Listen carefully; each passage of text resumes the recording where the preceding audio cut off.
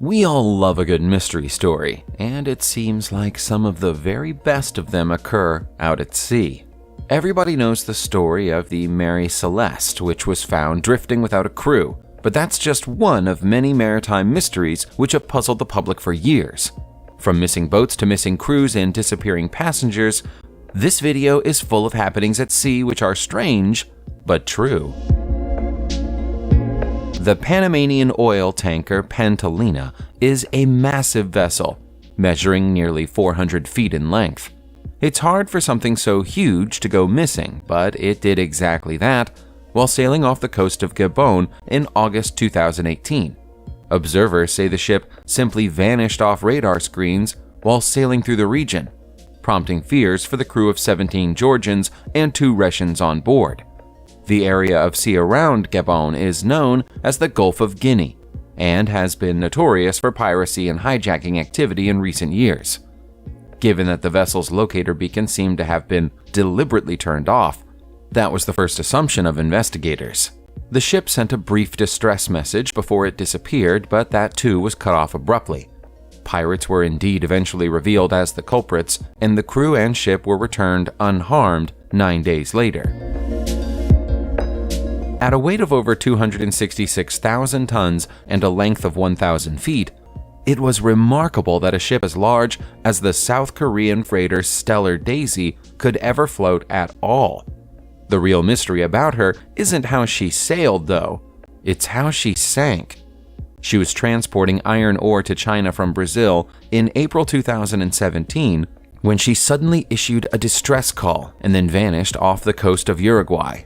Later sightings of an oil slick some 3,000 miles out at sea suggested a disaster had occurred, and 2 crew members later recovered on a life raft confirmed that they'd seen their ship sink. What they couldn't shed any light on is how or why. The Stellar Daisy was classified as a very large ore carrier, and so was perfectly suited to the job it was doing. Why would it suddenly fail on a routine trip?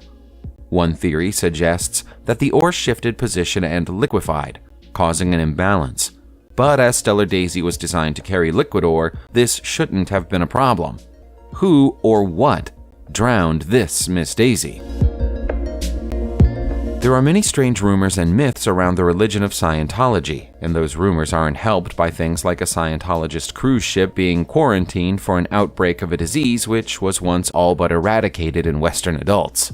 The 440-foot-long cruise liner Freewinds was quarantined in St. Lucia after multiple passengers were diagnosed with measles. The ship, which is advertised as a religious retreat, which offers spiritual counseling, became a plague vessel which nobody was allowed to board or depart until the disease was brought under control. It's thought that a member of the crew brought the disease on board with them, and it then spread to other passengers and crewmates.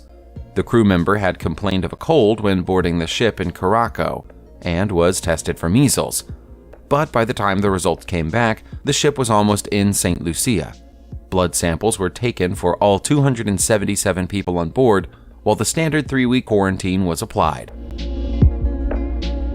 Nuclear submarines are designed to be dangerous, but when a fire breaks out on board, they're as much a danger to themselves as anybody else.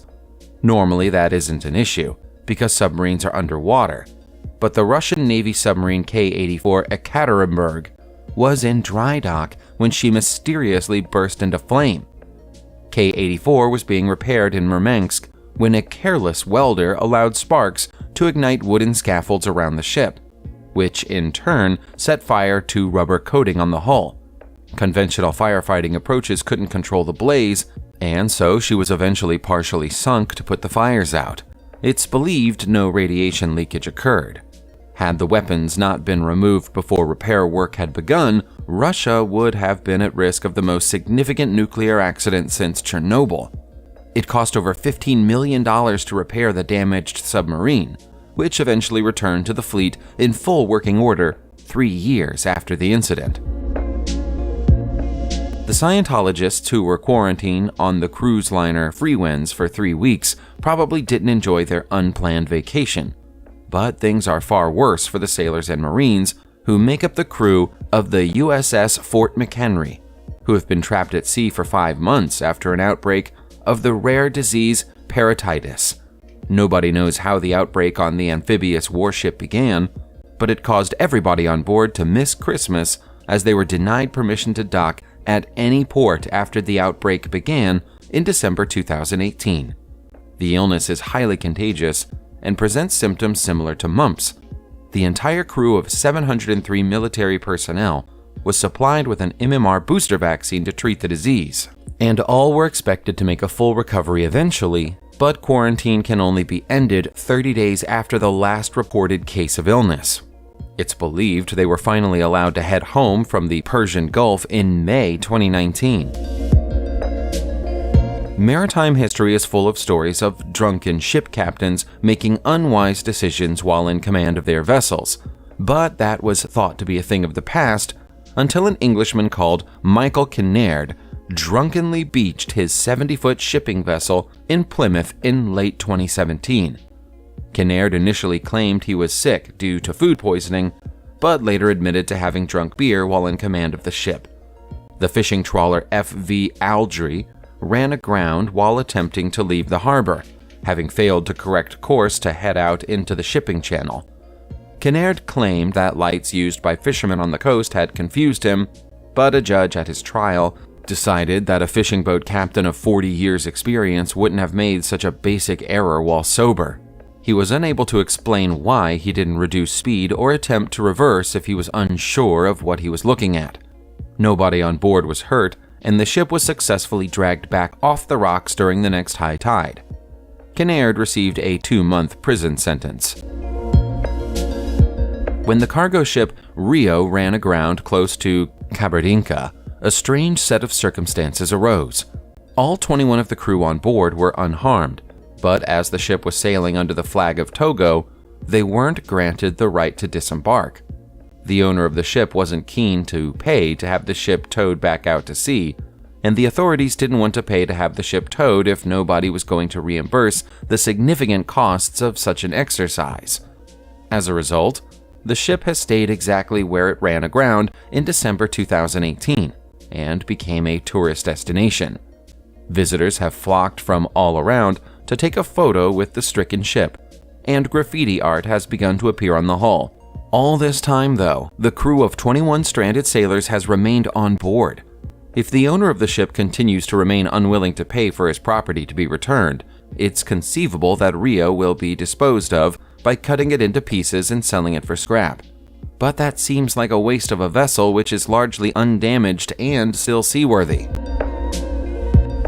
It's said that taking a trip aboard a luxury cruise liner can be the trip of a lifetime, and it sadly seems that a 24-year-old decided that having completed the trip of a lifetime on board the cruise liner Anthem of the Seas in April 2018, he no longer had anything to live for. The vessel had been on a trip to the Bahamas and was making its way back to New Jersey when the incident occurred. Eyewitness reports and CCTV footage show that the man, who had previously been described as being in good spirits and showed no signs of unhappiness, intentionally went overboard off the coast of Virginia. The ship immediately turned back and a search operation was conducted, but no trace of the missing passenger could be found. After several hours, the U.S. Coast Guard took over the search as the ship continued with its journey, but no trace of the missing American passenger was ever found. Modern cruise ships are hardy vessels, designed to withstand turbulent seas and challenging conditions, but they are not infallible. The passengers who chose to board the Viking Sky in March 2019 know all about that. There were 1,300 people on board Viking Sky when the Norwegian vessel got into trouble barely a mile from the land on Norway's west coast. The ship had suffered the rare and unusual misfortune of both engines failing at once. Videos taken by passengers inside the ship showed objects as large as a grand piano sliding across the floor as the waves began to batter the lifeless liner. Conditions became so bad that rescue boats had to be turned back away from 30-foot-high waves, and it eventually became necessary to airlift the stranded passengers and crew to safety. It's not known what phenomenon caused both engines to fail at once, which is so unlikely that it's considered to be almost impossible. But the crew was eventually able to get one of the engines restarted. meaning the ship was eventually able to limp home. By that point, it was almost empty. The fate of the French submarine Eurydice isn't a mystery. It was destroyed in March 1970 after 6 years of service and sank to the bottom of the sea. The mystery is what caused the explosion which sank her, and the answer may never be known.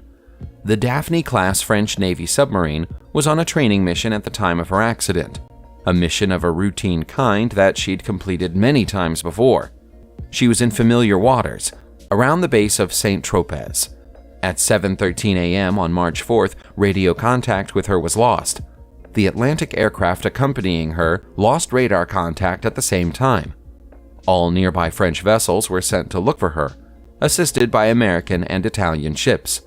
Before long, diesel fuel and fragments of the ship's body floated to the surface. It was clear that Eurydice was lost. Coastal surveying laboratories confirmed they detected an undersea explosion at 7:28 a.m., 15 minutes after contact had been lost. It took more than a month to find the bulk of the wreck, which had sunk to 3,600 feet below the waterline. The stern was wedged in a mysterious blast crater 100 feet wide. A full investigation was ordered, but the results have never been made public. If you like a good ghost story, you'll love The Tale of the Marlborough, which should be taken with a pinch of salt. We'll start with the parts of the tale we know to be facts. The Marlborough was a merchant sailing ship built in Glasgow, Scotland in 1876. By 1890, she was regularly sailing between London and New Zealand, carrying cargoes of wool and frozen meat. In January 1890, she vanished without a trace after leaving New Zealand. All of that we know to be fact. What we're less sure about are the claims of Singapore newspaper The Straits Times, which claimed that the Marlborough had been found close to Cape Horn in October 1913, still afloat some 23 years after her disappearance, with the skeletal remains of all her crew still aboard. It alleged that a sailing ship named the Johnson made the grisly discovery and confirmed the finding by sending a party on board when attempts to communicate failed. Although the crew was dead, there was allegedly no sign of an accident on board. The report is considered to be unlikely. A drifting vessel would almost certainly have been torn apart by storms or thrown onto rocks during 23 years around Cape Horn. Still, it makes for a good story. Lyubov Orlova was once a glamorous cruise liner that could show you the coast of the Antarctic in style. She was named in honor of the first ever female Soviet movie star and was the pride of the Marine Expeditions fleet. Her peak years were 1976 to 2000, and by 2010 she was beginning to show her age. By 2012, the tours she ran were no longer turning a profit, and so she was impounded because of her owner's debts. The decision was made that the proud old ship would be torn apart and sold for scrap. It would seem that the vessel herself had other ideas. An attempt was made to tow her from Newfoundland to the Dominican Republic in January 2013. Lyubov Orlova broke free of the tow rope and sailed off in the opposite direction, with nobody on board. At the time, she was off the coast of Canada. A full 2 months later, there were confirmed sightings of her passing by the coast of Ireland. There's been no further news about the ship, so we like to believe that she's still out there somewhere, finally free to make her own way around the world. Subscribe to the channel and turn on notifications, and you will be the first to know when a new video comes out. Thank you for watching, and see you soon.